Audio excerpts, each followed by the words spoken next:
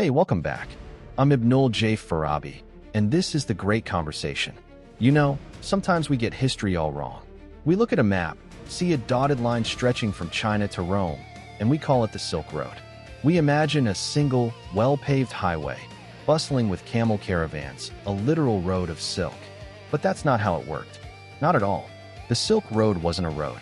It was a conversation, a fragile, whispering network of trust and translation.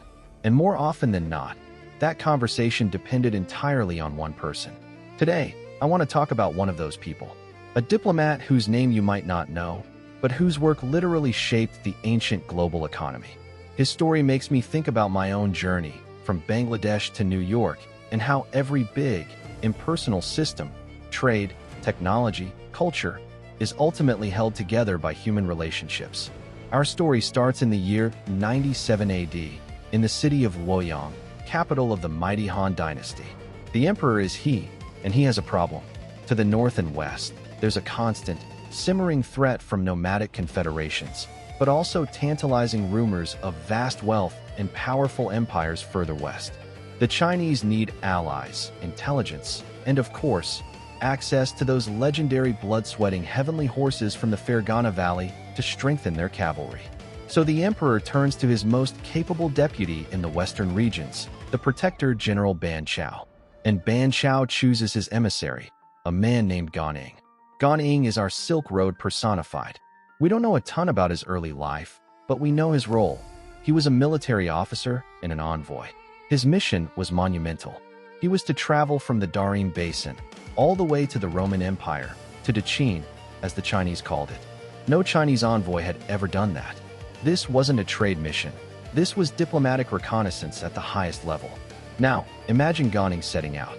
There is no guidebook, no reliable maps, just fragments of stories from Sogdian traders and Parthian middlemen. His journey was less about following a road and more about navigating a human chain. Each step depended on a local ruler granting him safe passage, a translator helping him negotiate, a guide who knew the mountain pass or the desert oasis. He wasn't carrying a huge inventory of silk to sell.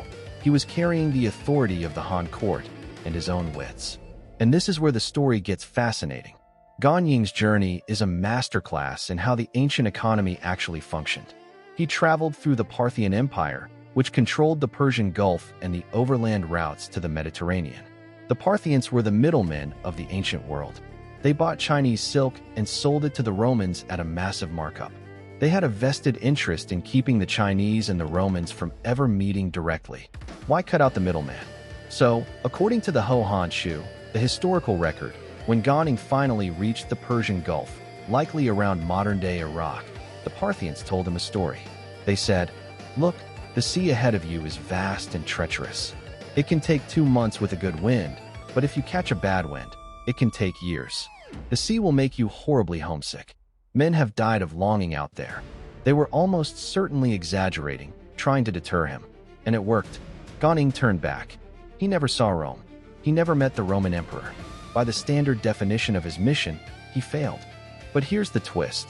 His mission was a spectacular success. Because when he returned to Luoyang around 98 AD, he didn't come back empty-handed.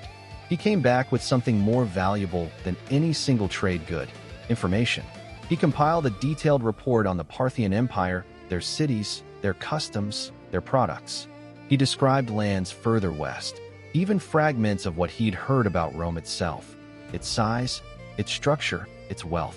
For the first time, the Chinese court had a somewhat clear, if second-hand, account of the Western world. He connected the dots on the map by connecting with people along the way. Gan Ning's report didn't just sit in an archive. It informed policy. It shaped strategy. It gave Chinese merchants and later envoys a blueprint. He made the unknown known. And in doing so, he didn't just travel a route. He actively forged it.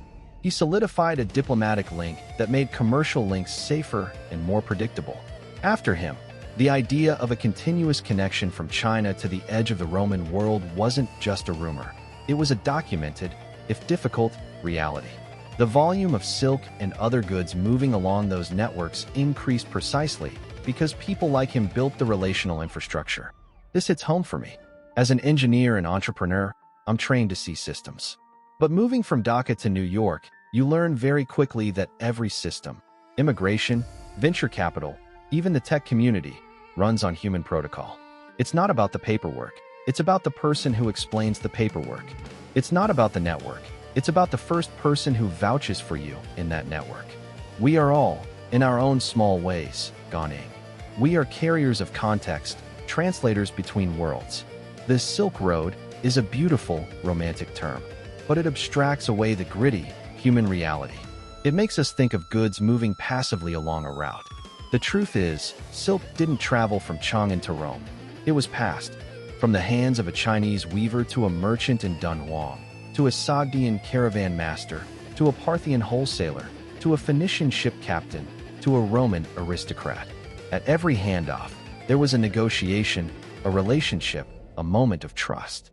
Gan Ying's journey was about securing those handoffs at the highest diplomatic level, making the entire chain more resilient.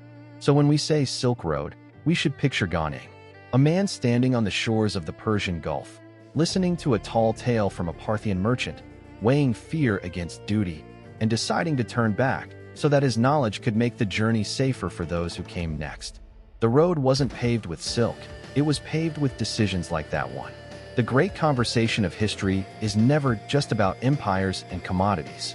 It's about the envoys in between, the translators, the people who are brave enough to walk into the unknown, not to conquer, but to connect. They are the true architects of our world. Thank you for listening. If this story of hidden connectors resonated with you, please share this episode with someone who'd appreciate it. For more deep dives into the human threads that weave history together, subscribe to The Great Conversation wherever you get your podcasts.